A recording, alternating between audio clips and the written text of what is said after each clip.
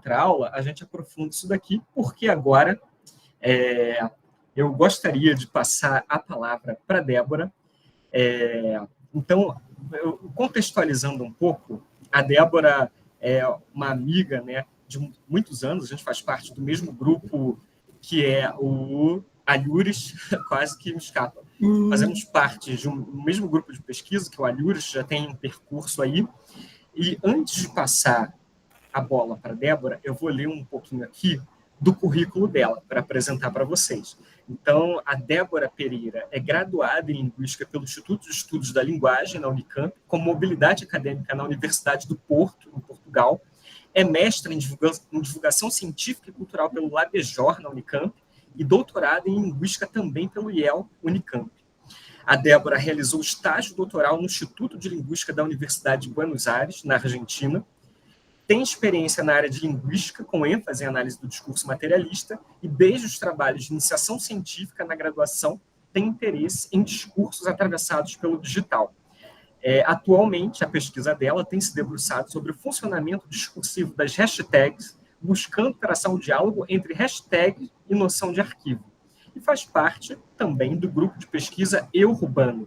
Então, Débora, a nossa turma está assim, pequenininha, porque uma boa parte acompanha depois nas gravações. Mas não se preocupe, a sua fala vai ficar gravada e o pessoal vai contribuir, vai ver e depois vai contribuir, e eu mando essas contribuições para você. E hoje, caso você tenha interesse em abrir para perguntas depois da sua apresentação ou durante a sua apresentação, os alunos já estão avisados para perguntarem. Então, muitíssimo obrigado por sua presença e passo a bola para você, Débora. Obrigada, Flávio, pelo convite, pela apresentação. Obrigada, gente, pela escuta aqui hoje. Estou super feliz de apresentar um pouquinho do que eu recortei da tese para vocês. Espero que faça sentido, até onde der para fazer, porque nem tudo faz sentido no momento que a gente fala, né? O que eu pensei? Vou colocar aqui meu slide para vocês. E aí eu vou falando, apresentar agora. Janela. Eita, tela inteira.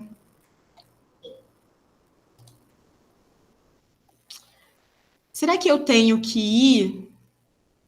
Não é guia. Se você quiser, eu posso... Eu vou abrir e vou tentar. Peraí, rapidinho.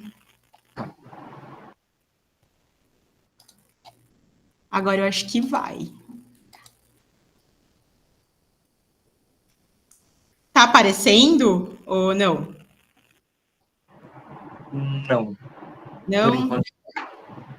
Não aparece nada? Foi. Agora foi. Eu acho que ele tá um pouquinho lento. Mas foi, né? Agora. Foi. Tá aparecendo sim. Beleza. Ótimo. Então, vou começar, né? Flávio, se eu estiver passando muito do tempo, você me avisa, que aí eu começo a correr mais, tá bom? Eu estudo, como o Flávio leu para vocês no Lattes, hashtag. Principalmente uma relação entre hashtag e a noção de arquivo, é o que eu tenho me debruçado bastante agora na tese, que eu espero finalizar até o final do ano. Então, eu estou nesse momento de finalzinho de escrita. E aí, o que eu pensei em mostrar para vocês? Fiquei em dúvida, fiquei pensando mesmo nessa turma, o que eu ia apresentar. E aí eu pensei em trazer algumas questões sobre o digital, porque, em geral, é algo que eu percebo que as pessoas têm curiosidade de entender. E como eu estou estudando isso há bastante tempo, e estou muito imersa nisso, justamente porque eu estou finalizando a minha escrita, são coisas que estão na minha cabeça. Talvez fique um pouco denso, não sei como é que vai ser aqui. Mas aí vocês podem me interromper, podem perguntar depois, podem mandar e-mail, enfim, fiquem à vontade, tá bom? Vou falar um pouquinho das teorias sobre a análise do discurso digital, e aí depois eu vou mostrar uns exemplos. Então agora, no começo, vai ficar um pouco mais teórico, talvez um pouco denso, um pouco chatinho, mas depois eu acho que vai ficar um pouco mais legal. Então, vamos lá, né? Só para situar vocês, que aconteceu? Pesquisei questões do digital na graduação. No mestrado, eu trabalhei com uma hashtag, aquelas somos todos. Somos todos Maju, macacos, enfim, várias coisas que podem ter ali depois desse todos. Só que eu não pensava especificamente no funcionamento de uma hashtag. Eu pensava mais no enunciado, nessa coisa do todos, da homogeneização e tal. Para o doutorado, eu fiquei pensando assim, nossa, trabalhei com uma hashtag, as pessoas me perguntam isso, mas eu nem sei direito o que é uma hashtag. Embora seja algo muito óbvio, né? Você pode ver no dicionário, mas nada é óbvio, e ainda mais quando está pensando discursivamente. Então, uma das perguntas que eu tinha para o doutorado, e que está no meu projeto, é essa: entender o que é discursivamente uma hashtag, como que ela funciona, né? E aí, para eu entender isso, eu tinha que ter um corpus. E naquele momento eu pensei, vou analisar a hashtag Marielle Presente. Foi uma coisa um pouco assim. Por quê que eu pensei nessa hashtag? Porque, de alguma maneira, alguma coisa nela, logo que ela surgiu, ou seja, logo depois do assassinato da Marielle, algo nela me incomodava. E é uma questão muito boba, que era, por exemplo, eu pensava assim, nossa, Marielle Presente. Mas ela acabou de morrer, ela não está presente. Por que a gente está falando isso o tempo inteiro? E aí tem um motivo, né? É porque está presente a luta dela, o legado dela, etc. Mas mesmo diante dessa compreensão, essa pergunta permanecia comigo. E aí, agora eu vou ler um pouquinho, né, para explicar para vocês. Bom, como disse Péchet em Semântica e Discurso, a língua sempre vai onde o dente dói. Essa citação que o Péchet empresta de Lenin serve para expressar que o retorno incessante a uma questão que incomoda indica que há alguma coisa por trás, confirmando a não resolução da questão. Então, mesmo compreendendo esse dizer, Marielle Presente, o meu dente continuava doendo. Então, foi assim que veio a necessidade de escrever esse projeto de doutorado, né, por um desejo de buscar, pela perspectiva da AD e dos estudos sobre o digital, essa coisa por trás. Ou, melhor dizendo, os sentidos provocados por essa hashtag, né? Enfim, estou só situando para vocês o porquê, né? O meu incômodo ali com isso. E aí, para pensar nesse presente, o meu ponto de entrada é a ditadura militar. Aqui eu não vou falar tanto dela para vocês, até porque é algo que eu estou escrevendo ainda. Mas é algo que está forte na minha pesquisa. Não só a questão da ditadura militar, mas também do panorama brasileiro mesmo, para pensar nessa questão do assassinato da Marielle e nesse enunciado, né, Marielle Presente. Mas então, o que eu trago da ditadura aqui agora? Durante o processo brasileiro de transição política, ou seja, da ditadura para a democracia, que começou em 74, havia o comprometimento com um projeto de distensão lenta, gradual e segura. Mais tarde, em 79, teve a lei da anistia, que, abro aspas, consolidou o espírito de conciliação. Ficava previsto que a abertura não significava o questionamento do passado, além do compromisso de que o aparato repressivo não seria investigado nem julgado. Fecho aspas aqui. Esses elementos iam diluindo os procedimentos desumanos e criminosos adotados pelo poder estatal vigente, culminando no esquecimento da memória coletiva acerca do terror implementado pelos militares. Houve, portanto, uma interdição do passado, ou, através da lei de anistia, um processo de neutralização do passado. E esse processo de neutralização do passado, né, essa relação com a memória ou com o esquecimento, tem a ver com esse presente, né, com esse enunciado, e também com o que aconteceu com a Marielle Franco, né? Por quê? Porque no Brasil, nenhum perpetrador de violências contra os direitos humanos, durante o regime militar, foi responsabilizado. Isso acionou o meu olhar para o caso da Marielle. A vereadora atuava a favor dos direitos humanos, seu assassinato ocorreu em uma via pública de uma importante cidade do Brasil, o seu rosto e seu nome eram conhecidos. Como e por que, então, respostas acerca desse crime levaram 6 anos para aparecerem? Parece que analisar essa hashtag pode ser um ponto de observação importante que talvez ajude a gente a compreender a relação da sociedade brasileira com a ditadura e com a democracia, né? E também com a memória que a gente vai construindo aqui no Brasil. Não vou me debruçar muito sobre isso, mas o Brasil é algo que eu estou pensando na tese também, para pensar sobre essa hashtag. E aí, deixa eu baixar aqui para o próximo. Tem a questão do arquivo, que eu acho que 70% do meu doutorado é sobre essa noção de arquivo. Eu acho que toda pesquisa em AD, na verdade, passa por essa noção, direta ou indiretamente, mais ou menos ali, mas a pessoa, o pesquisador, vai ser afetado pela questão do arquivo. Embora às vezes não se fale tanto disso, ou se fale muito, depende, né, da pesquisa. Mas é uma noção importante. Eu li esse livro da Arlete Farge, O Sabor do Arquivo, para pensar no arquivo, li outros textos também, mas esse foi importante para mim. E nesse livro, ela vai falando de arquivo, é um livro todo sobre arquivo, ela fala de maneira super poética e que não fica piegas. Então, para quem gosta de uma teoria mais poetizada, assim, com uma escrita bonitinha, eu recomendo, porque às vezes a gente tenta fazer e fica muito cafona. Aqui não, ficou lindo o trabalho da Arlete, é maravilhoso. Vou ler esse trecho para vocês, então, sobre como que ela define arquivo. Ela diz que o arquivo não se parece nem com textos, nem com documentos impressos, nem com relatos, nem com as correspondências, nem com diários, e nem mesmo com as autobiografias. Ele é difícil em sua materialidade. Por quanto desmesurado, invasivo como as marés de equinócios, as avalanches ou as inundações. A comparação com fluxos naturais imprevisíveis está longe de ser fortuita.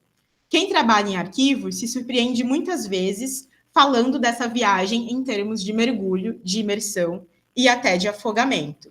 O mar se faz presente. Para falar de arquivo, essa autora usa muitas metáforas. Essa aqui que eu peguei agora, nesse momento, foi a do mar, né? Que ela, enfim, essa questão do afogamento, porque no arquivo tem tanta coisa que o pesquisador pode se afogar.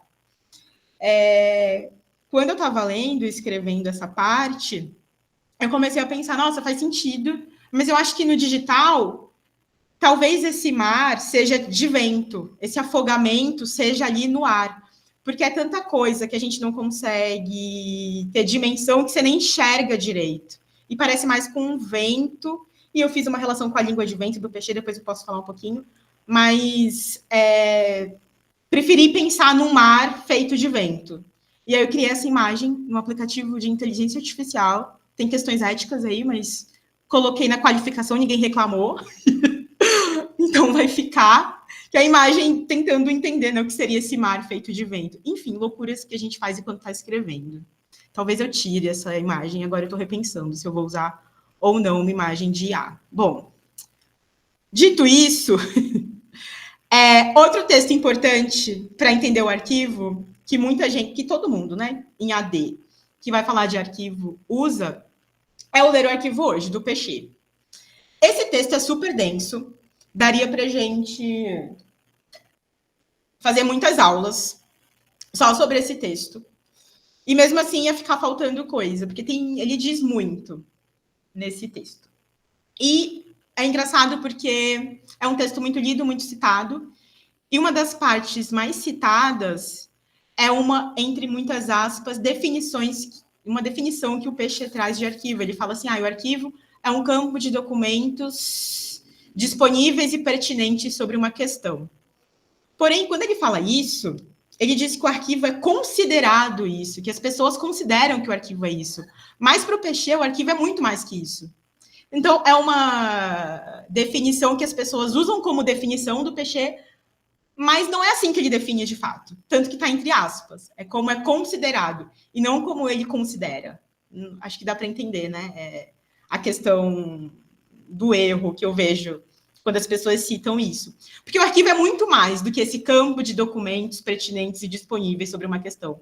E ele vai falando muitas coisas que o arquivo é ou não, e polêmicas em relação à leitura de arquivo. Ele fala sobre as maneiras de ler o arquivo. Enfim, é um texto belíssimo e com muito conhecimento ali para a gente pensar. que eu trouxe para a gente? Eu trouxe essa partezinha que ele fala sobre o fato da língua. Ele diz que o fato da língua foi e permanece consideravelmente subestimado em todos os projetos de leitura de arquivo. E o que é o fato da língua? É a materialidade histórica mesmo, né? A língua ela tem história e discursividade ali. E ele diz que isso é ignorado nas leituras de arquivo, já que a língua, foi constantemente contornada, ignorada ou recusada pelas duas culturas em divórcio. Essas duas culturas em divórcio, que ele traz aqui, que eu não falei antes, mas são os literatos e cientistas. Ele diz que nem os literatos, nem os cientistas consideram a materialidade mesmo da língua, a historicidade dela, né, a discursividade que ela tem. E aí, talvez agora seja possível pensar que o fato do digital, enquanto materialidade, também esteja subestimado. Por quê que eu digo isso, né? Que o fato do digital também talvez esteja subestimado? Porque muitas vezes, quando a gente vai fazer uma pesquisa de posts, hashtag no meu caso, meme, etc., a gente considera que o digital é só um suporte para aquele dizer estar ali. No entanto, o digital modifica a maneira como esse dizer significa, porque tem toda uma questão de circulação, que faz com que o que está ali signifique de um jeito e não de outro. Então, o digital ele não é só um suporte para que os dizeres estejam ali depositados. Ele modifica a maneira como esse dizer significa e como ele circula e como ele vai produzir efeitos de sentido, tá? É por isso. Bom, aí eu vou continuando aqui. Para o autor, para o Peixe, né? O nó central de um trabalho de leitura de arquivo reside na relação entre língua, que é o sistema sintático passível de jogo, e discursividade, inscrição de efeitos linguísticos materiais na história. E no cerne desse nó, não se pode dispensar a atadura do digital, que justamente mexe nessa inscrição de efeitos linguísticos materiais, já que o digital é condição e meio de produção e reprodução das formas de existências capitalistas. Aqui, quando eu falo isso, né, que o digital é condição e meio de produção e reprodução das formas de existências capitalistas, eu estou pensando muito no trabalho da minha orientadora, que é a Cristiane Dias, que pesquisa muita coisa sobre digital, então quem se interessa por isso, anota o nome dela, para ver depois. Ela tem uma teoria, né, uma tese sobre o sujeito de dados. Então, como que a gente, enquanto sujeito, está se afetando mesmo pelo digital, já que nem as leis do direito conseguem dar conta do que está acontecendo, né? Por exemplo, você pode arrumar um emprego de ser entregador por aplicativo, mas como que é esse emprego? Que leis barram ou não? Como que tá o jurídico ali mexendo? Enfim, tem várias questões que o digital já modifica a nossa forma de sujeito e de existência e que às vezes são subestimadas, né? Enfim, a gente está aprendendo a lidar com isso, na verdade, ainda, né? Mas só para dizer, né, do fato do digital, que eu estou vendo o digital não só como um suporte, mas como algo que modifica mesmo o que está dito ali. Alguém colocou pergunta? Deixa eu voltar, que eu não estou vendo vocês. Peraí. O Flávio levantou a mão. Você quer falar agora? Desculpa o meu egoísmo, Débora, mas aqui você Imagina. falou do trabalho que passa pelo digital. Eu não consegui deixar de lembrar dos aplicativos de paquera, encontro, namoro, que estão afetando radicalmente as nossas relações, né? Tipo, digital afetando as nossas relações a ponto de, se a gente não gostou, passa para a esquerda, se gostou, passa para a direita, e aí, muitas vezes é uma conversa muito pobre. Então, desculpa meu egoísmo em te interromper, mas me veio na hora isso à mente, e é algo que marca contemporaneamente a gente, né? Sim, totalmente. Mexe com as relações afetivas, principalmente de trabalho, eu acho que está mexendo bastante a maneira como a gente trabalha, afetado por isso. Tirar documento, tudo. Mas não foi egoísmo, não, Flávio, super pertinente você ter falado isso, porque faz sentido mesmo. E é legal para ilustrar também, né, a forma como a gente está sendo subjetivado através disso, né? Que são empresas que regulam. Também é importante pensar nisso, né? Não é qualquer coisa. Enfim. Vou continuar aqui, então, sobre o arquivo. Está meio digressivo. Agora eu vou voltar para o arquivo de novo. Mas, afinal, o que é o arquivo, né? Pode ser várias coisas, um arquivo. Mas, pela perspectiva da AD, ele pode ser esse mar de documentos pertinentes e disponíveis sobre uma questão, no qual um trabalho de leitura se instaura desde a sua concepção, leitura que traz à tona dispositivos e configurações significantes. Pensando na especificidade do digital, talvez esse mar, como eu falei antes, seja de ar, desse elemento que, como escreve Bachelard, é a cólera que está em toda parte e em lugar nenhum. Justamente porque no digital a gente não tem controle de nada, né? Girando-se e voltando-se sobre si mesmo. É isso que o Bachelard fala sobre o ar. E aí, trabalhar com arquivos do digital é muito difícil, porque, por exemplo, agora que o Twitter foi banido, o X, né, atualmente, como se fala, tem coisa ali da minha tese que eu não salvei, que eu estava deixando lá, então vai e volta, desaparece do nada, não para de crescer, sempre que acontece alguma coisa nova está se expandindo. Então, é um trabalho muito específico de arquivo. E eu acho que essa metáfora do ar é legal para pensar nisso. Bom, lidar com os arquivos formados por hashtag, compor meu arquivo de pesquisa, é embarcar nesse oceano de vento cuja matéria aérea manifesta a expansão das coisas infinitas. Bachelard, de novo, que fala sobre esse infinito. Os arquivos constituídos pelo digital possuem o traço do sem fim em sua constituição. Um sem fim que não cessa de crescer, de se dilatar. Com isso, longe de ser um mero acúmulo ou um amontoado, uma simples pilha de documentos pertinentes e disponíveis, o arquivo é, dentro de sua materialidade, aqui eu estou abrindo aspas, e diversidade, ordenado por sua abrangência social, pois nesse mar aéreo a materialidade da língua se consagra. E aí, tem um aspecto que é a impossibilidade de ler esse arquivo. Porque... E aí, vários arquivos também são impossíveis de ler. Mas eu acho que o arquivo do digital tem essa especificidade desse sem fim, desse infinito, de se dilatar para sempre no ar, que dá uma angústia. E aí, uma das coisas que eu penso na tese é como ler, o aspecto impossível da leitura de arquivo. O início da minha tese são esse tipo de pergunta e de divagação mesmo. Mas eu achei que ficou bom. Ninguém reclamou na palha, eu vou deixar.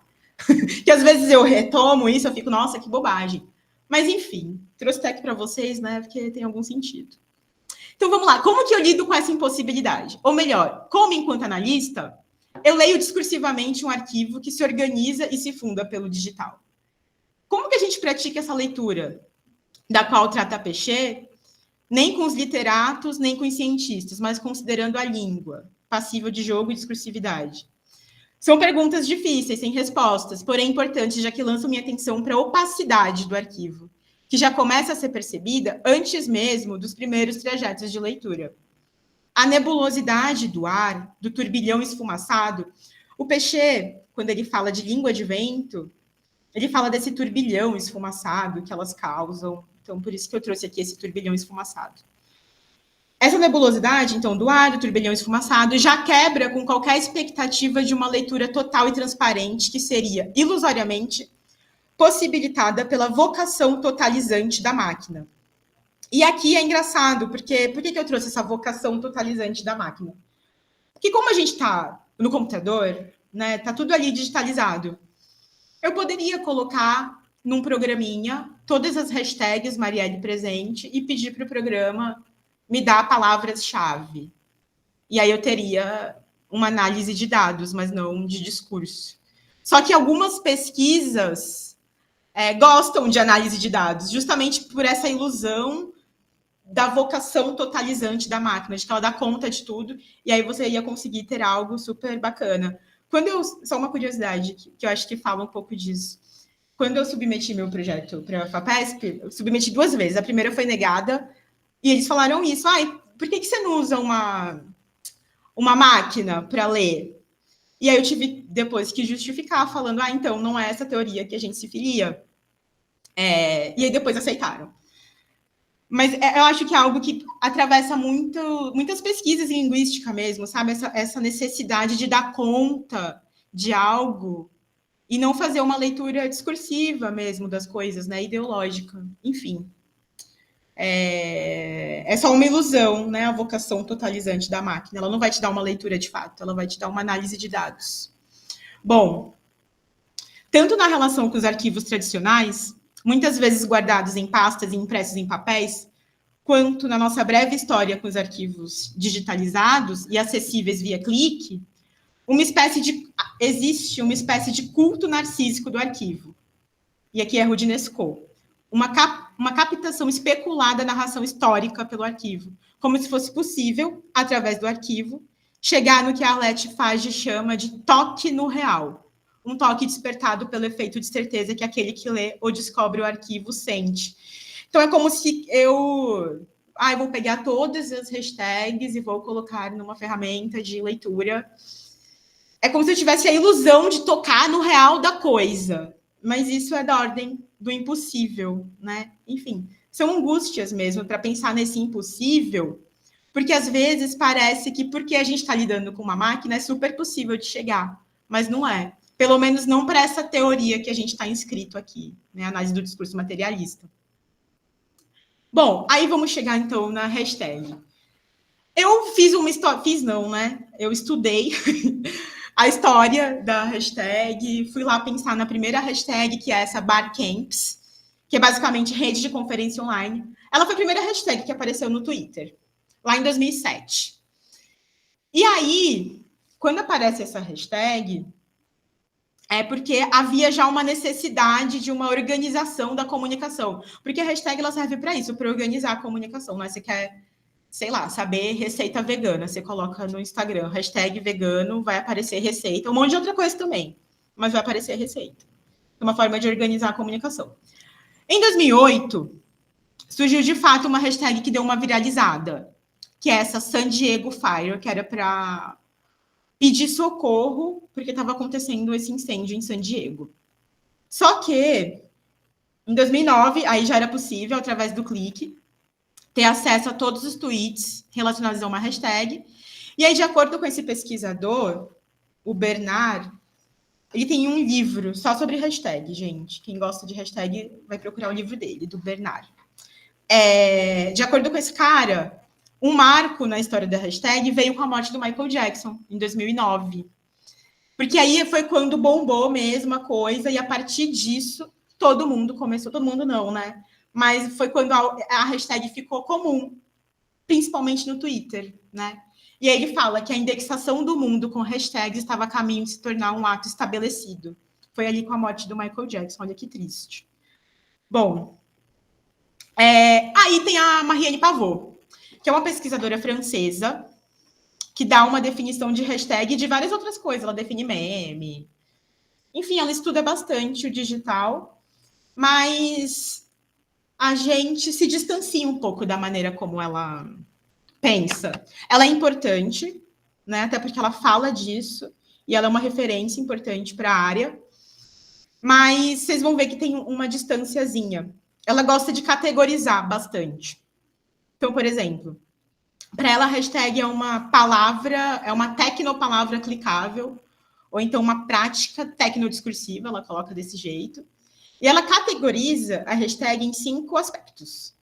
O primeiro é a questão da investigabilidade, principalmente, que trata do caráter investigável mesmo da hashtag, né? Que você pode pesquisar qualquer coisa por uma hashtagzinha. A filiação difusa, que foca nas filiações criativas e difusas de trocas permitidas pela hashtag. Emoção e modalização. Então, são aquelas hashtags que falam hashtag raiva, hashtag tédio. É isso. Controvérsia e batalha de hashtag. É quando uma hashtag fica contra outra. Isso acontece muito na época de eleição. Então, por exemplo, eu lembro que em 2016, na época do... 2016, a época do golpe contra Dilma, tinha muito assim, tchau, querida, e volta, querida. Era uma batalha daquele momento. Depois teve ele sim, ele não, enfim. E também de argumento. que seriam as hashtags militantes. Ela, quando fala da hashtag argumento, fala bastante da hashtag Black Lives Matter. Enfim, ela categoriza desse jeito. Só que aí, eu entendo que essa teorização da Pavô, tomando a hashtag como tecnopalavra clicável, é super interessante quando a gente pensa, sobretudo, na funcionalidade desse elemento. Mas, se a gente está pensando que a hashtag é também enunciado, disposto à deriva dos sentidos e afetado pelas dimensões políticas e ideológicas, é necessário pensar também no seu funcionamento discursivo, que é atravessado pela materialidade digital. E é buscando compreender esse funcionamento que eu me debrucei sobre as hashtags, traçando uma relação com essa noção de textualidade seriada, que eu vou explicar agora. Que eu acho que é a parte mais importante dessa apresentação, não sei, vamos ver. Bom, para falar de textualidade seriada, eu tenho que falar um pouquinho de texto. Eu ia falar bastante de texto, mas eu tirei, porque eu achei que estava muito chato. Mas o que ficou aqui, né, sobre texto? Texto, tecere, vem de fio. Enfim, eu ia falar dessa metáfora do fio para vocês, mas achei que estava muita viagem.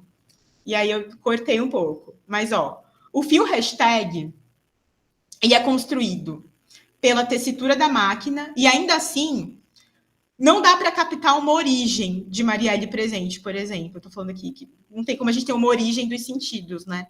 Embora até seja possível que, através de algum programa informático, se encontre a primeira vez que essa hashtag foi lançada nas redes, os traços ideológicos que se relacionam com outros, etc., e também os textos que fazem parte da textualidade de Marielle presente, eles não são inclausuráveis. Não tem como a gente captar, né, quando foi a primeira vez, porque não é uma questão disso, a primeira hashtag, enfim.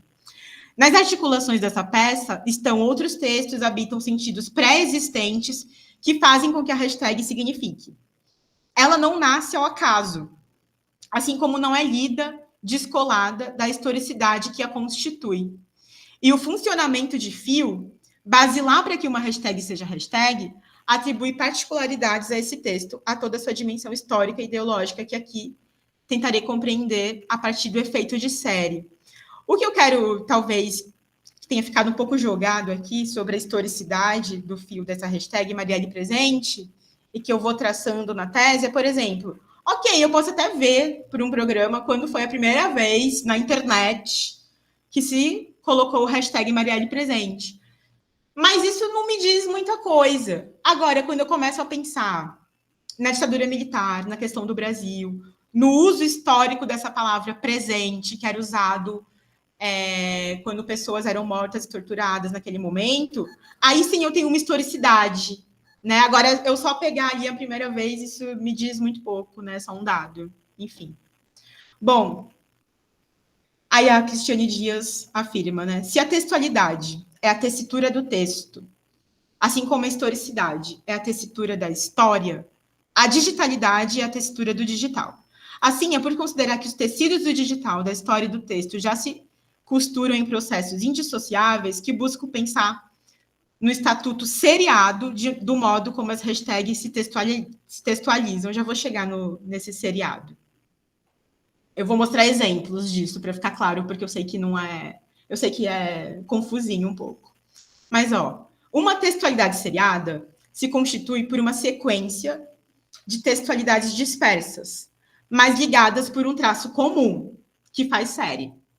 Esse traço pode ser linguístico, temático, imagético, de formato, performático, icônico, que é o caso da hashtag, técnico, etc. A série pode ser fechada ou aberta.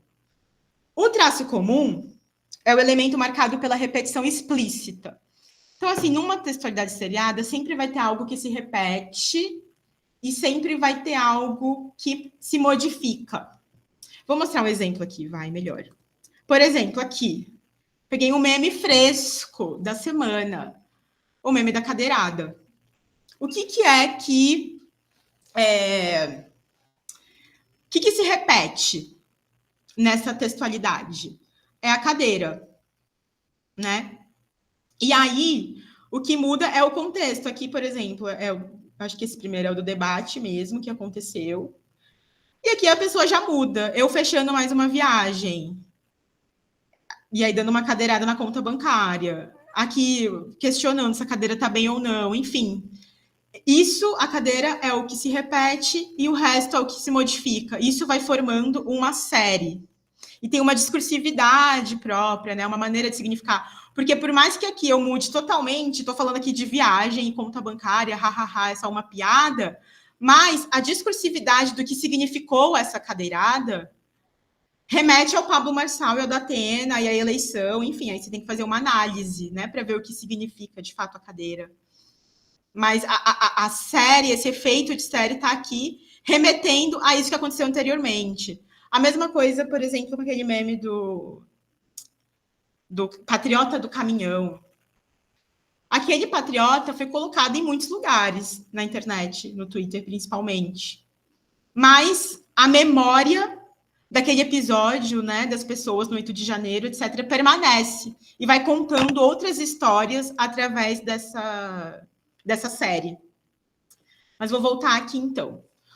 O traço comum, marcado pela repetição explícita, é um traço que pode se enquadrar em algumas tipologias linguísticas, icônicas, mas, principalmente, é um traço discursivo, não é só uma repetição qualquer. Ou seja, um traço a partir do qual o sentido se produz pelo reconhecimento de uma textualidade que se marca na superfície do dizer, mas, sobretudo, que se marca numa profundidade invisível do dizer, nas margens do texto, pelo interdiscurso. É uma citação da Cristiane Dias, essa. Esse traço é relacionado à memória. Não só a metálica, que eu não expliquei, né, as memórias, mas a memória metálica, a memória das máquinas. Uma memória que se dá pela repetição. Então, esse traço não é relacionado só à memória metálica, mas também à discursiva, já que seus sentidos são produzidos através também de filiações históricas. Então, não é só uma repetição pela repetição, não é só a cadeira pela cadeira, aqui nesse exemplo que eu mostrei. Né? Tem discursividade aí funcionando. Já a substituição não somente promove a deriva, mas, aliada ao elemento que se repete, promove a tessitura de uma série costurada pela materialidade discursiva digital. E daí, como consequência, tem-se a serialização do sentido, já que as textualidades seriadas afetam o modo como os textos são produzidos e lidos. Né? A gente começa... A cadeira começa a produzir outros efeitos, mas sempre remetendo a esse evento, né, esse acontecimento político, que foi esse debate. Né? Bom, no caso das textualidades das hashtags, a gente pode dizer que são elas mesmas, a sua própria estrutura e a sua própria formulação, o elemento de repetição. Ela já nasce como um enunciado que se constitui pela possibilidade de formação de um fio de dizer, e a formação desse fio só se concretiza se a hashtag for repetida, se ela for reproduzida. As hashtags, portanto, são textualidades seriadas de traço icônico formadas pela junção do símbolo, o jogo da velha, com alguma frase ou palavra, né? Só que ela pode também aparecer sem o símbolo. Ainda que Marielle presente, no caso aqui, né? Não forme uma hashtag quando está sem o símbolo, já que está sem o símbolo, estou me repetindo. Esse enunciado continua funcionando como um elemento que faz a série, que liga as várias textualidades dispersas formadas por Marielle. É como se a reprodução incessante de determinadas hashtags produzisse uma estratificação tão forte da palavra ligada à etiqueta que é produzido um efeito de hashtag, mesmo quando o símbolo está eclipsado. Então, aqui, por exemplo, a gente tem Marielle presente no muro, e mesmo com a ausência do símbolo, o dizer segue funcionando como uma hashtag. Produz efeitos de hashtag de tal modo que traz a memória da filiação, da pesquisabilidade, do online, e, sobretudo, permanece serializando as outras textualidades esparsas que ganham unidade através da hashtag. Aqui a gente não pode nem clicar, porque é um muro. Mas, mesmo assim, mesmo sem o símbolo, mesmo estando no muro e não digital, isso, pela memória, remete à hashtag que está no digital e que tem uma relação com vários outros dizeres que giram em torno de hashtag Marielle presente. Né? Então, é uma filiação pela memória mesmo que acontece. No caso de quando uma hashtag aparece sem um símbolo, ou aparece, às vezes, hashtag no muro, né? É o efeito de hashtag que acontece nesse caso. Beleza, a gente falou da repetição, no caso da textualidade seriada, e aí tem também a variação, que acontece de duas formas. A primeira é a partir da formulação da própria hashtag, e aí, nesse caso, algumas palavras podem variar. Por exemplo, no Somos Todos, que eu estudei, tinha Somos Todos Maju, Macacos, Amarildo, vários. Posso colocar agora, escrever no Twitter, Somos Todos Sofá. Né? Enfim, é na própria formulação. E aí tem o caso do ele não, ele sim, das eleições agora, né, recentes. No caso, em 2018, o ele não era utilizado como um gesto de oposição à eleição do Bolsonaro. O ele sim era a favor do Bolsonaro. E essa é uma série menor, mas que demonstra disputa no jogo político eleitoral, textualizada pelo sim e pelo não, que não se dá somente pela oposição, né, mas pelo confronto dessas narrativas entre os candidatos. Já em 22, a gente teve variações. A ele sim passa também a ser uma hashtag de apoio ao principal oponente do Bolsonaro. No caso, era o Lula. E aí surge a Elas Sim, que endossava a campanha da Simone Tebet. Usava bastante, Elas Sim. Tem exemplo aqui de como aconteceu essa mudança, né? Ele sim, que era para apoiar o Bolsonaro, depois virou para apoiar Lula, enfim. Aqui tem um caso do ele sim, apoiando o Lula, e aqui a Simone Tebet dizendo elas sim. Essas variações evidenciam a proposição de Pechet, né? Todo anunciado é intrinsecamente suscetível de tornar-se outro, diferente de si mesmo, de se deslocar discursivamente de seu sentido, derivando para um outro. Além disso, tanto ele sim quanto elas sim podem ser tomadas como da ordem do acontecimento discursivo, ponto de encontro entre uma atualidade e uma memória, que aqui dispõe da especificidade de ser um acontecimento que se dava nessa série, né? Do hashtag ele sim ou não alguma coisa, né? Um acontecimento serializado.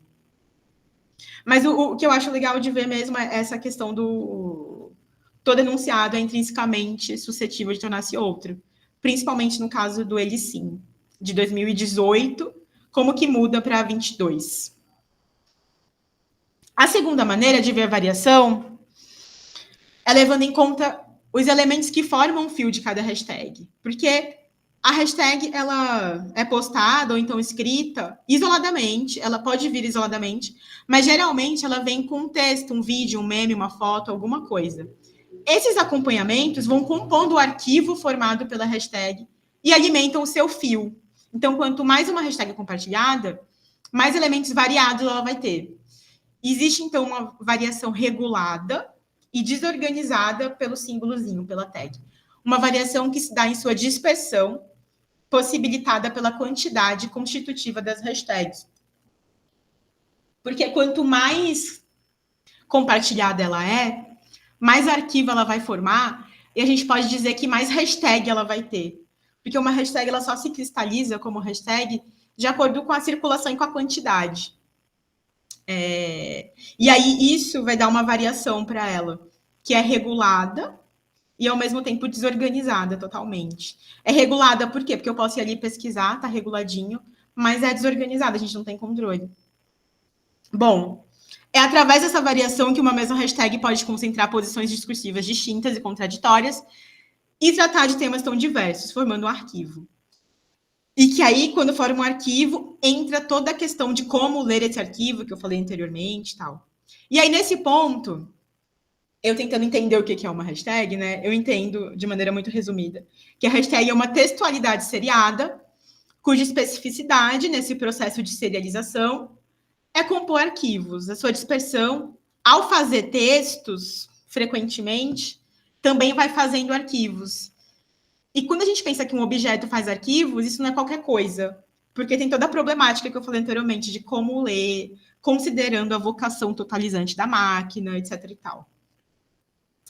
Tá, beleza, ok, faz arquivos. E como que é esse arquivo? Tem um monte de coisa para falar desse arquivo que eu não vou falar agora, que não vai dar tempo.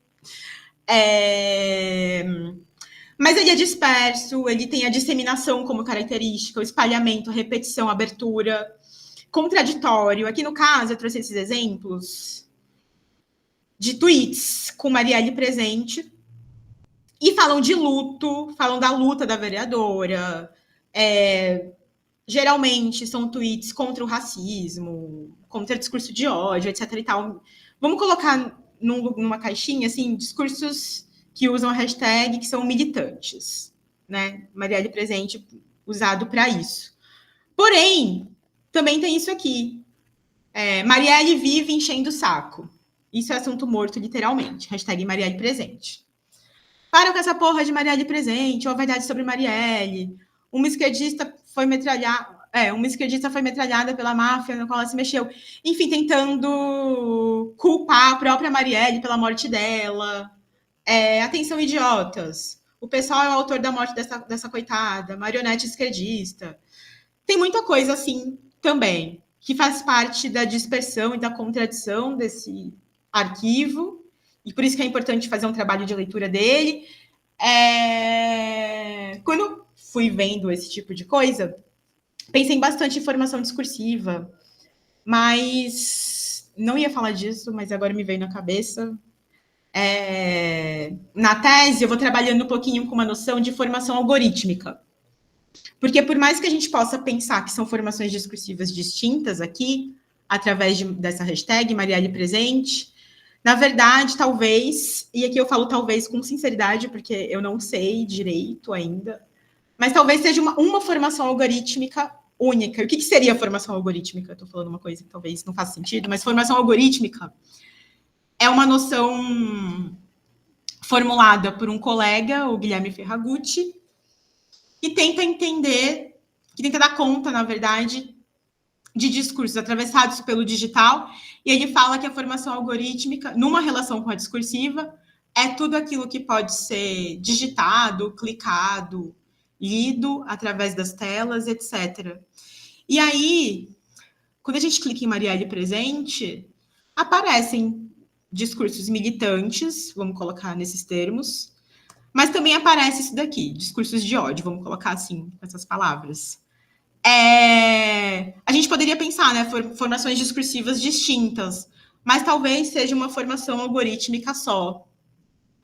Não sei ainda, estou em dúvida de como que eu vou categorizar isso na tese mesmo. Mas é algo que está na minha cabeça agora para finalizar. Mas, sendo mais simples para entender a questão da textualidade seriada, tem essa pergunta aqui, que circulou bastante, né? Quem mandou matar a Marielle e por quê? Por muitos anos, a gente ficou se perguntando isso. E aqui, onde que ocorre a repetição? A repetição tem a ver com quem mandou matar, que historicamente tem a ver, não sei se vocês lembram, acho que não, mas em novela, quando alguém era morto, novela brasileira, tinha essa pergunta nos comerciais da novela: quem matou o fulano de tal? Então parece que vem um pouco daí da dramaturgia, e aí começa a colocar o assassinato dela como se fosse um espetáculo, né? Tem essa historicidade aí nesse quem mandou matar ou quem matou. Mas isso é o que se repete, né? O quem mandou matar. Porém, varia também. Não é só Marielle que se repete. Porque tem gente que pergunta quem mandou matar Sérgio Moro ou Bolsonaro, e sempre como resposta a essa pergunta de quem mandou matar Marielle. É sempre uma resposta. Ou seja, para deslegitimar a pergunta de quem mandou matar Marielle, né? Só que, aqui tem um comentário sobre isso, né? Uma análisezinha. Só que quando eles colocam quem mandou matar Moro ou Bolsonaro como resposta, você justamente atualiza a pergunta anterior. Ela retorna. Então, é como se fosse... Você está querendo deslegitimar a pergunta da Marielle, mas, na verdade, você não consegue tanto, porque só por esse dizer, por esse trecho que se repete, o quem mandou matar, a pergunta da Marielle retorna, de alguma maneira. Aqui tem outro tweet que é sobre isso. Graças a Deus, o Brasil já sabe quem mandou matar a vereadora carioca, Marielle Franco. Sabe por que a esquerda não está comemorando? Porque o mandante do assassinato não foi quem eles queriam que fosse. Agora o Brasil quer saber quem mandou matar Bolsonaro. Queremos saber. Enfim. De novo a pergunta. Aqui eu trouxe esses exemplos, não vou comentar também agora, mas é por uma questão que eu estou pensando. Ok, esse trecho, Marielle, Moro e Bolsonaro, é o que está variando nessa textualidade. E aí é sempre o lugar da vítima que está variando, como se fosse um poder ser uma vítima aqui nesse caso, sabe? Enfim, é outra análise que eu estou fazendo, que também não está pronta, mas tem essa questão de o que está variando é o lugar da vítima. E aí a direita quer ocupar esse lugar da vítima, não só nesse exemplo aqui, mas em outros também, de outras ordens e tal. Mas, bom, para finalizar, vou ler essa análisezinha da pergunta e a gente termina. Nessa variação própria da textualidade seriada, o sentido desliza. No caso das perguntas variadas de quem mandou matar Marielle Anderson, há um deslizamento para um discurso inscrito em uma formação discursiva não somente de direita, mas que tenta deslegitimar o crime contra Marielle, deslegitimando a própria pergunta sobre seus mandantes. Essa circulação seriada não se constitui somente pela estrutura que se repete. O que quero dizer é que o traço repetível não é só uma repetição, né, estrutural ou formal ou banal, mas sim um elemento que se marca numa profundidade invisível do dizer nas margens do texto pelo interdiscurso. Tem história aí nessa estrutura que se repete, Esse traço, o quem mandou matar, tem o seu efeito de série e os seus sentidos produzidos através também de filiações históricas, além da repetição. Ou seja, mesmo que se tente negar a pergunta, deslegitimá-la através dessas outras perguntas, né, dessas outras vítimas, quem mandou matar Marielle Anderson, pela série, acaba retornando numa regurgitância que faz a pergunta sobre a morte de Marielle, pela filiação, resistir, mesmo quando se tenta deslegitimá-la. É o que eu acabei de falar para vocês, né? E aqui, como eu usei essa palavra, resistir, não é qualquer palavra na análise do discurso, né? É uma noção muito cara para a gente, que não é simples. Mas o Peixe fala um pouquinho dela. Ele diz que resistência é mudar, desviar, alterar o sentido das palavras e das frases, tomar enunciados ao pé da letra, deslocar as regras da sintaxe e desestruturar o léxico jogando com as palavras. Há inúmeros modos de resistência na língua que se agitam pelas textualidades seriadas, ou seja, esses textos, né, que se inscrevem no repetível, mas que variam, se deslocam, se abrem para a possibilidade de escape e jogam não só com as palavras, mas também com as imagens, com as sintaxes, etc. Sobre a resistência, também falando uma coisa que não está aqui, mas uma pergunta que eu tinha era: será que é possível resistir no digital, assim, né, com essas palavras de ordem militantes, Marielle presente, etc. Eu acho que é possível porque é a língua ali funcionando, mas às vezes parece uma resistência muito nesse lugar do confronto, que para a gente não é resistência de fato, né? Mas como a gente está pensando em variação, talvez também seja um lugar de resistência. Quando eu falo, por exemplo, que pela pergunta do... aqui. Quando perguntam quem mandou matar Sérgio Moro e por quê, a pergunta da Marielle pela memória retorna, de alguma maneira acontece um tipo de resistência, porque quando a pessoa escreveu isso, não estava pensando em deslegitimar a Marielle. Só que aí a pergunta dela retorna. Então, alguma coisa de outra ordem está acontecendo aqui, que eu não sei bem se é resistência ou não, mas é algo, né? Enfim, esse retorno, ele não é qualquer coisa, eu acho. E aí, aqui, né? Assim, na leitura desse impossível de ler desse arquivo, existem possibilidades de fugir ou construir sentidos que fujam dos controles algorítmicos e totalizantes da máquina, que fujam dessa... Aqui eu estou citando Peixe, um trecho que eu não falei com vocês, mas a normalização asséptica da leitura, né? Essa leitura totalizante da máquina mesmo. E a textualidade seriada é uma forma da gente ver como que essas fugas vão acontecendo, ou não, porque podem não acontecer também. Estou achando que acontece menos do que deveria. Estou pessimista. Mas é isso, gente. Aqui tem as referências. E vou voltar para a tela para ver vocês. Deixa eu parar a apresentação. Muito obrigado, Débora. Podem me perguntar aí também sobre as referências, eu posso mandar depois dos textos. Foi uma apresentação excelente, sensacional, me deixou com várias questões, sobretudo quanto à resistência ali na Marielle, mas acho que eu tenho uma formulação sobre isso, mas eu queria antes, né, ver quem tem perguntas para fazer, e aí Débora está disponível.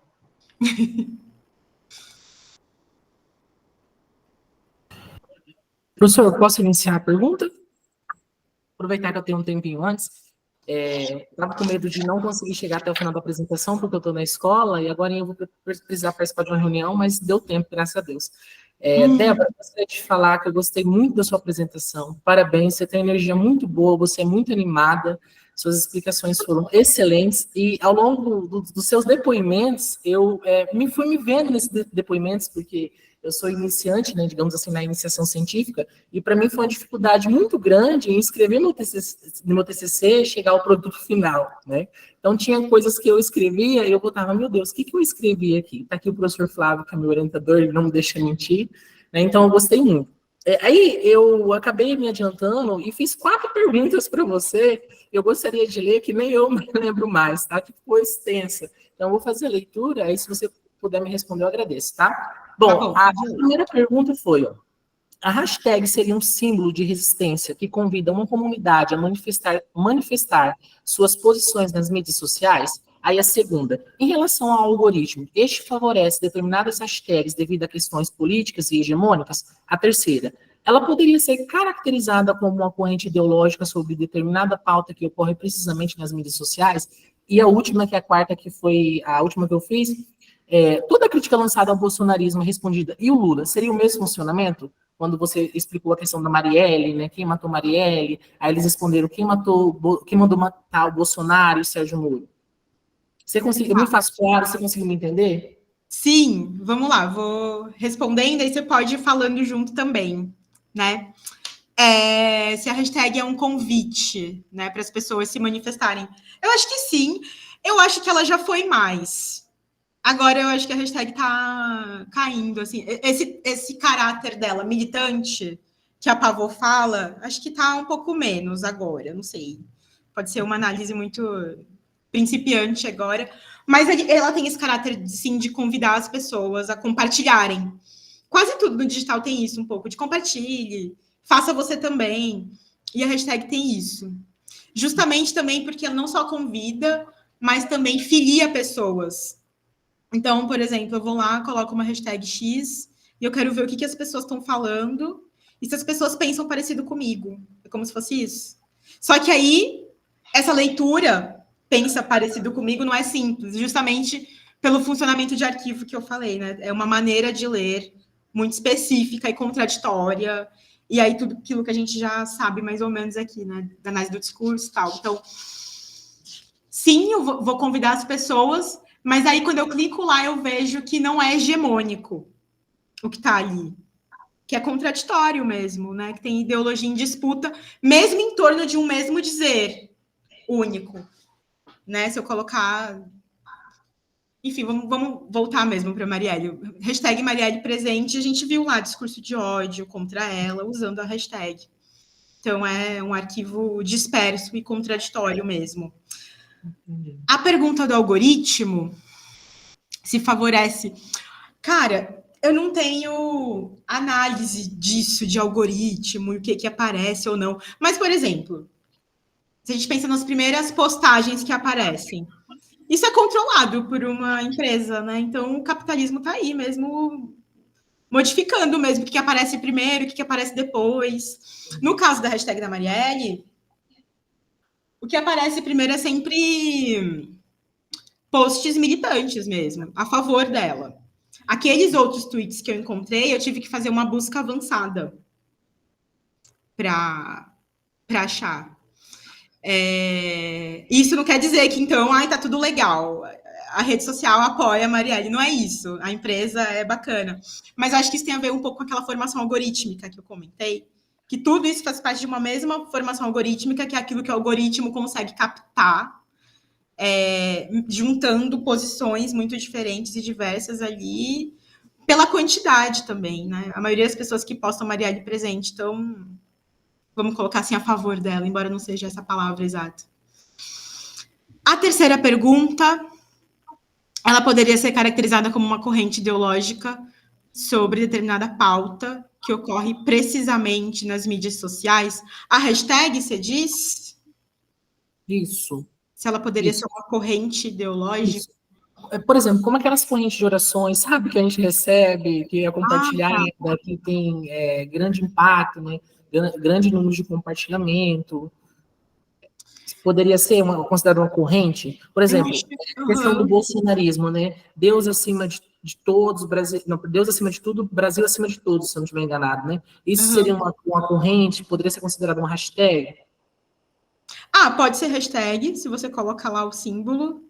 Agora, corrente. Eu acho que a gente pode pensar melhor em fio. Que ela forma um fio através desse arquivo. Porque essas correntes de WhatsApp, né, que as tias mandam pra gente, acho que elas não formam um fio. Talvez elas formem uma série. Aí pode variar, uma varia com a outra, é da Páscoa, do Natal, da festa junina, do mês de agosto, setembro. Mas eu acho que não forma um fio. A hashtag tem muito isso, de formação de fio e de arquivo. Eu acho que a corrente, você pode, se você quiser analisar correntes de WhatsApp, acho super original, nunca vi. Você pode analisar pela textualidade seriada, porque eu acho que forma uma série. Sim. Mas uma hashtag, acho que é diferente o funcionamento. A metáfora do fio é melhor. Aí tinha outra, deixa eu ver a quarta. Débora, antes da quarta pergunta, explica rapidinho para a gente, por favor, a diferença entre série e fio. A gente ainda não chegou lá na disciplina, se você puder falar um pouquinho sobre isso. Beleza. Isso é algo da Cristiane Dias. Na verdade, a série, né? Que é a textualidade seriada. O que é a série? É isso que tem algo que se repete, um traço repetível. Por exemplo, a cadeira, como eu mostrei. Mas algo vai variar. E nessa repetição constante desse traço repetível, que no caso do exemplo seria a cadeira, e uma variação, porque eu coloco em contextos diferentes.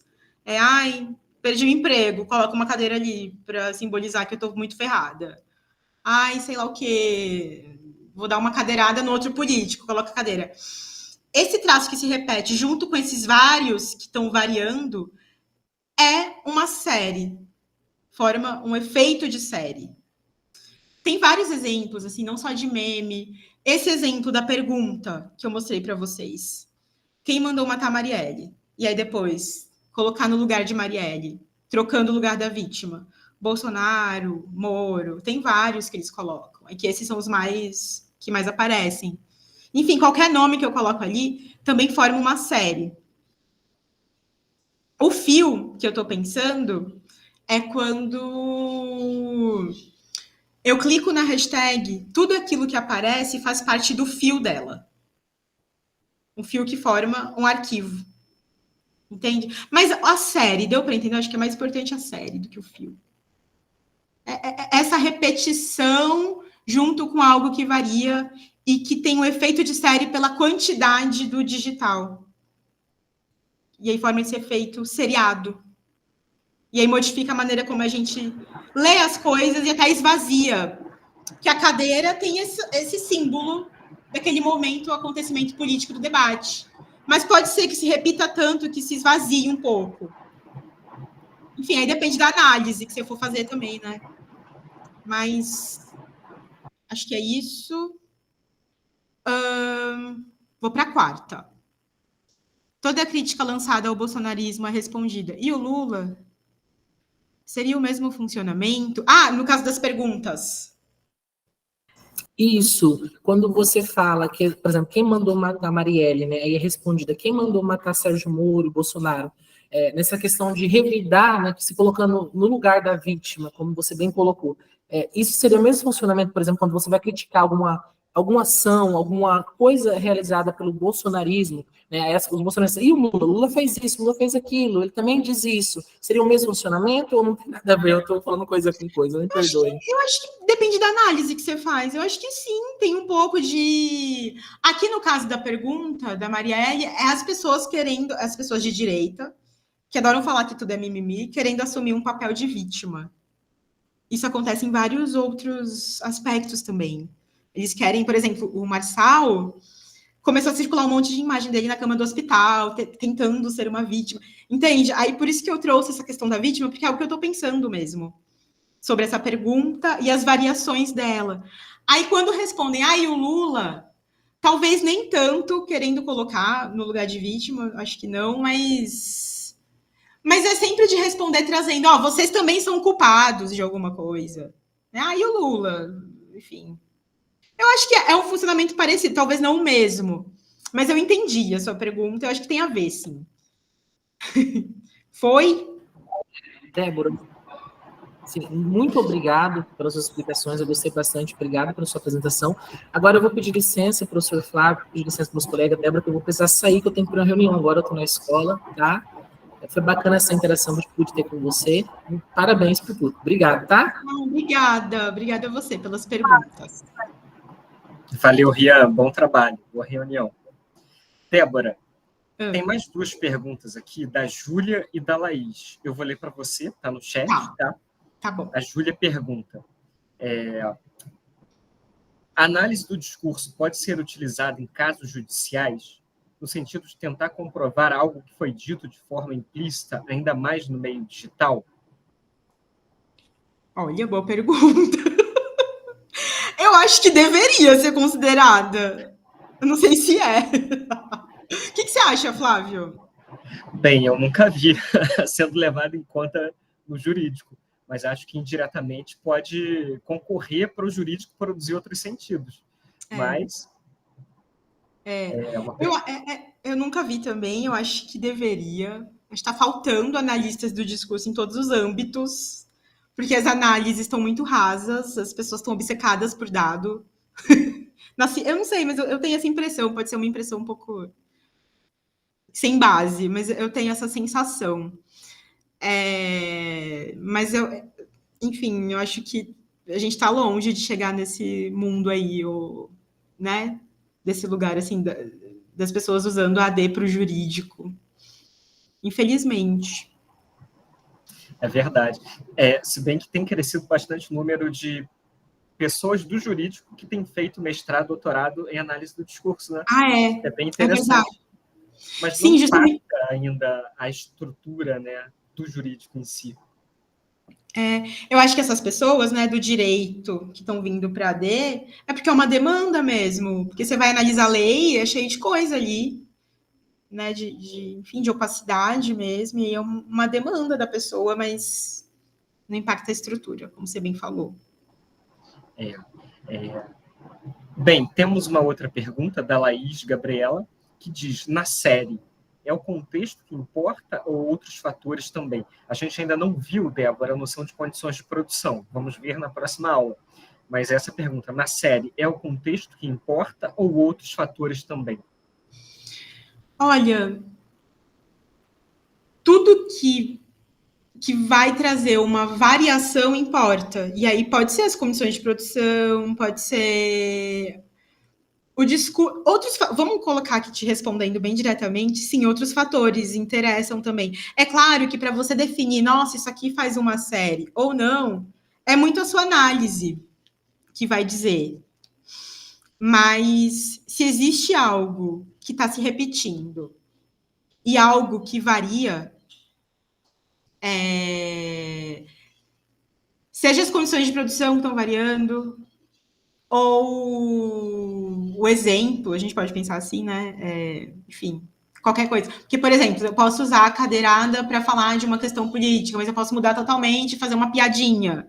Isso tudo vai formar a mesma série. Então, todos os fatores vão importar da variação, tá? O que interessa mesmo é que tenha esse elemento repetível que vai dar uma historicidade para essa série. Acho que, não sei se foi. Laís, contemplada? Sim, muito obrigada. Depois, para quem se interessar, eu posso mandar uns textos sobre isso, sobre a textualidade de seriado, especificamente para o Flávio, ele passa para vocês. Que eu acho que é legal para pensar questõezinhas mesmo, assim, né? Desde questões mais densas até exemplos mais bobinhos de internet mesmo, que a gente gosta de ver. Me manda sim, Débora, que inclusive eu vou ler, que não é a especificidade do meu trabalho, mas eu vou compartilhar, além de ler, vou compartilhar com a turma também. Um textinho já está ótimo. E aí a Selma está um trabalho, por isso ela não pode abrir o microfone. Muitos alunos, Débora, vão acompanhando como dá, né? Uhum. Ouvindo no trabalho, vai fazendo a conciliação possível, o que está muito bom. Seria melhor se o trabalho liberasse, mas não é a realidade no capitalismo, né? Infelizmente. Um dia a gente chega lá. E aí a Selma pergunta, o que seria hashtag viral? Seria um exemplo do caso da Marielle? Tá. Aqui, para essa pergunta, eu acho que a gente teria que entender o que a gente está entendendo como viral, que não é também uma coisa transparente, assim, viral. Não, nem toda hashtag é viral. Eu acho que para mim, se eu fosse querer, por exemplo, quero pesquisar somente hashtags virais. Eu ia pensar nessas hashtags que ultrapassam um pouco o ambiente do clique. Que elas estão ali no muro, numa camiseta, que eu acho que ela ocupou um outro lugar, né? Um lugar que talvez seja da viralização. Mas, por exemplo, algumas pessoas podem considerar que viral é o que chegou no Trend Topic, sabe? Os assuntos do momento do Twitter, Trending Topic. Mas agora nem tem mais Twitter aqui no Brasil direito. Então, isso fica meio assim, né? Essa noção do que viralizou e do que não. Eu acho que é quando ela ocupa esse lugar fora do clique.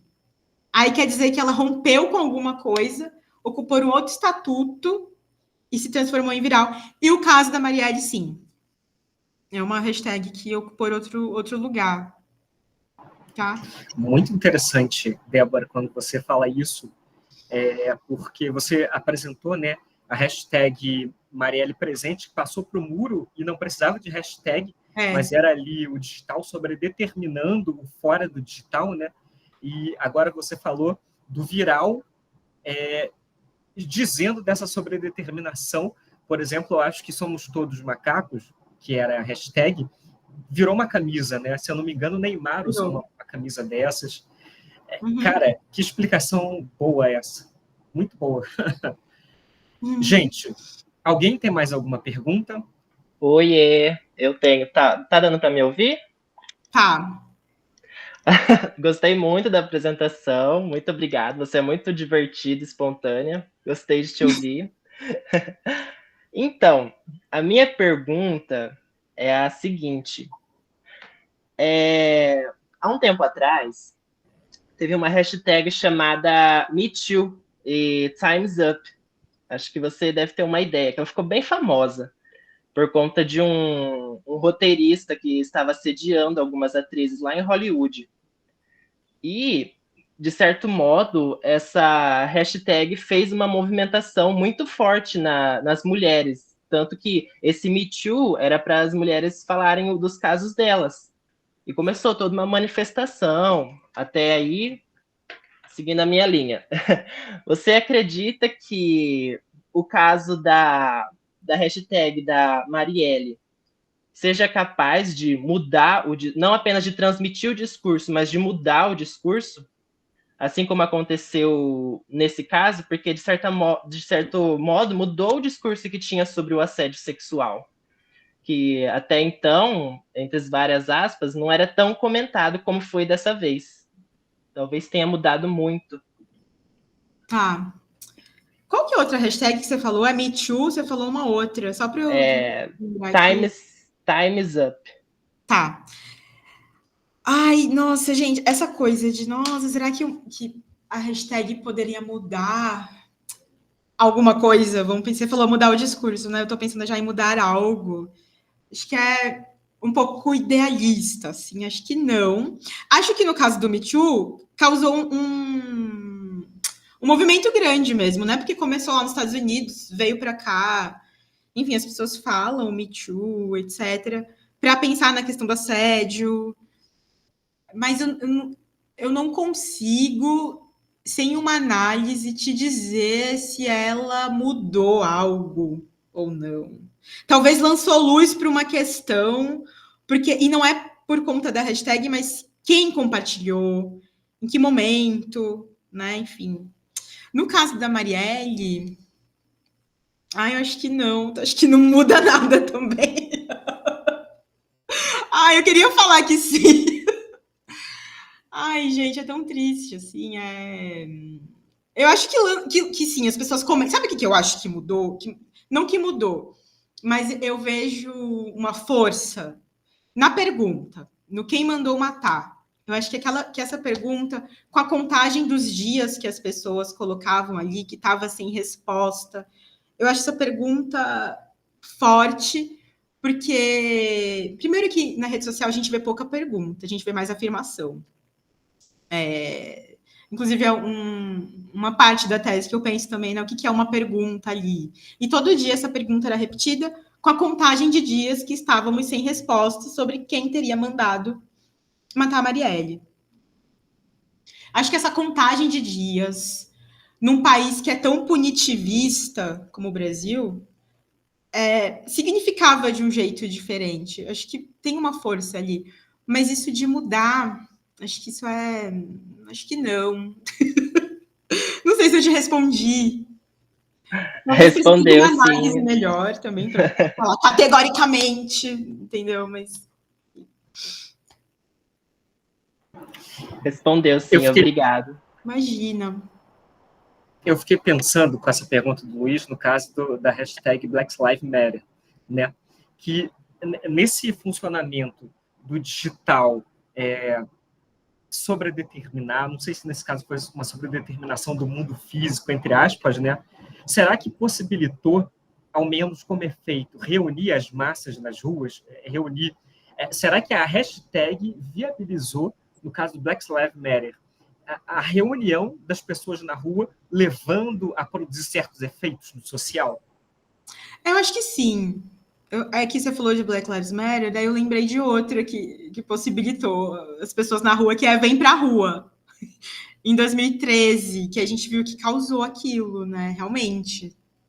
Isso aí foi um enunciado muito forte, que as pessoas realmente foram pra rua ali naquele momento. E aí, vamos ser mais otimistas no caso da Marielle. Quando as pessoas começaram a compartilhar isso, não sei se vocês lembram daquele movimento de colocar plaquinhas Rua Marielle Franco. As pessoas têm nas casas, né? Rua Marielle Franco. Começou por um movimento, não foi por uma hashtag específica, mas por algo que aconteceu na internet, que foi a viralização de um vídeo. Acho que era o Carlos Bolsonaro quebrando uma plaquinha em homenagem a Marielle Franco. As pessoas se revoltaram, todo mundo foi para a rua, fez uma manifestação com muitas plaquinhas, escrito Rua Marielle Franco. E essa plaquinha chegou no mundo inteiro. E aí, vários lugares do mundo, e quando eu falo do mundo, é realmente do mundo, são nomeados com o nome dela. Então, gerou um impacto no espaço público, literalmente falando, né? Então, sim, vamos voltar aqui um pouco. Não vamos ser tão pessimistas com o digital. Acho que pode, sim, causar algumas transformações, né? Na ordem do urbano mesmo, né? Chamar para manifestação, etc. Mas acho que de maneira estrutural, não. Acho que é isso um pouco que eu estou querendo dizer. E Black Lives Matter, sim, Flávio, né? As pessoas foram para a rua mesmo naquele momento ali. Muito convidadas. Aí, voltando para... Alguém fez essa pergunta do convite, né? Convidadas pela hashtag. Aí o convite não era só mais para compartilhar, mas também para se manifestar em outro espaço. Não só na rede. Muito interessante suas observações, Débora. Pensar nessa relação intrincada entre o digital e o espaço urbano. É muito interessante isso mesmo. Sua tese é importantíssima. Mais algum aluno gostaria de fazer alguma pergunta? Ou todos satisfeitos? Bem, acho que todos satisfeitos. Eu só tenho uma questão, comentário, não sei. Você está muito cansada, Débora? Dá tempo? Dá tempo, pode falar. É rapidinho. Que quando você falou da resistência é uma questão importante para mim, assim, a noção de resistência, eu tento pensar bastante nela. Você diz da pergunta, né, quem mandou matar Marielle, voltar em outras formulações, reescrito, né, quem mandou matar o Bolsonaro, o Moro, e aí eu fico pensando que está em jogo algo da resistência, porque coloca no seio da direita, né, entre aspas, uma ameaça a certos sentidos estabilizados. Você disse do retorno, né? O retorno dessa questão não é à toa. Você falou desse seu incômodo, e eu também penso que esse retorno não é à toa. Esse retorno existe porque essa pergunta incomoda. E cada vez que eles fazem uma paráfrase, né, é como se esses sentidos tão estabilizados de uma esquerda vilã, de uma esquerda má, né, quando retorna na paráfrase, é como se, na verdade, essa maldade retornasse para eles, para a direita. Não sei se eu consigo ser claro aqui, né, no que eu estou tentando falar, mas me parece que esse retorno não é à toa, concordo com você, e ele se dá como da ordem da resistência, porque coloca uma desestabilização no seio daqueles que anunciam quem mandou matar Bolsonaro, quem mandou matar Moro, e essa desestabilização se dá na ordem de apontar ou de explicitar, não explicitar, mas de acentuar como essa direita que se supõe salvadora e muito honesta, não é tão honesta assim. Não sei se faz algum sentido o que eu estou falando, não sei se dá para entender. Eu acho que faz. Eu acho que faz. E para mim é super legal você falar que você vê resistência ali, porque é algo que eu tenho dúvida mesmo. Na qualificação, a Suzy estava na qualificação. Também é para quem a noção de resistência é muito cara, né? E ela também, essa parte da análise da pergunta, acho que fez sentido para ela, só que é difícil de explicar mesmo o que acontece. E aí eu acho que essa dificuldade já mostra que tem essa resistência mesmo acontecendo. Eu anotei o que você falou, porque eu vou retomar isso. Vou colocar lá agradecimentos, Flávio Benayon. Porque é difícil você falar isso, tipo, entender, você percebe que acontece esse funcionamento, mas é difícil mesmo descrever, acho que é isso. A gente consegue entender esse funcionamento, mas na hora da descrição ali fica difícil de descrever, mas acho que tem a ver mesmo com esse retorno que você fala, né? De devolver pela paráfrase que eles fazem, devolver essa maldade, entre aspas, que é da ordem do inconsciente, né? Totalmente, assim, eles não têm controle disso, e aí é que tá a questão da resistência. Mas é algo para eu, acho que formular, acho que tô com um problema de formulação aqui nesse caso. É muito difícil também. É muito como difícil. Você falou. Mas é uma questão muito, muito boa, assim, que me mexe. E me veio aqui pensando, né? Acho que nessas paráfrases o alhures se coloca no seio dos sentidos estabilizados para essa galera da direita. Mas, bem, Débora, a Adriane fez uma pergunta. Você está muito cansada? Dá para responder uma última pergunta da Adriane? Dá para responder. Deixa eu ler. Então, ela diz o seguinte: no caso da Mariana Ferrer, voltando ao jurídico novamente, o juiz processou mais de 100 pessoas por usar a hashtag estupro culposo, dizendo que causou danos à sua imagem. De que maneira a análise do discurso pode revelar as relações de poder e a construção de significado em torno da hashtag estupro culposo? Nossa, gente. Eu acho que é fazendo análise mesmo do caso da Mariana Ferrer, que eu não lembro direito. Eu lembro disso, gente, eu lembro o que aconteceu, mas eu não lembro mais os detalhezinhos, assim, e de como que isso repercutiu. Por exemplo, acho que se você quer fazer uma análise dessa hashtag e até chegar no jurídico, você pode, por exemplo, clicar nela, ver o arquivo dela ali, e como que ela vai produzindo sentido mesmo, né? A partir desse caso, numa relação com o Me Too também, que é o caso que o Luiz trouxe, né? Acho que é assim, analisando, né? Não, perfeito. E esse caso Da Mariana Ferrer, eu acho que foi um empresário. Ela foi estuprada por um empresário, né, que tinha muito poder, e aí acho que o juiz não condenou ele. Se eu não me engano, foi isso. Bem, difícil essa pergunta. E, bem, Débora, obrigado pelas suas respostas, pela sua fala tão boa, muito consistente mesmo, tem pontos muito fortes na sua tese. Assim que tiver publicado, eu quero ler, porque nos faz pensar, de fato, não só no digital, mas no funcionamento da resistência e tantos outros funcionamentos. Acho que é uma tese que realmente vai contribuir muito para o campo da análise do discurso. Não sou ninguém para falar isso, né? Sou um peixe muito pequeno, mas é uma impressão que eu tenho. Então, imagina. Débora, muitíssimo obrigado por sua presença aqui, por sua disponibilidade, pelo seu bom humor. Deixo agora, então, essas últimas palavras para você. Gente, eu queria agradecer super. Faz tempo que eu não falava da minha tese, então eu gostei muito do convite do Flávio, porque eu estou realmente... Eu estou dando aula e escrevendo, é isso que eu estou fazendo. Então, gostei de pensar num material para apresentar, falando. Achei que foi importante. Adorei as perguntas. Adorei que você falou da resistência aqui, Flávio. Realmente anotei. Para mim foi importante. E é isso, gente. Muito obrigada.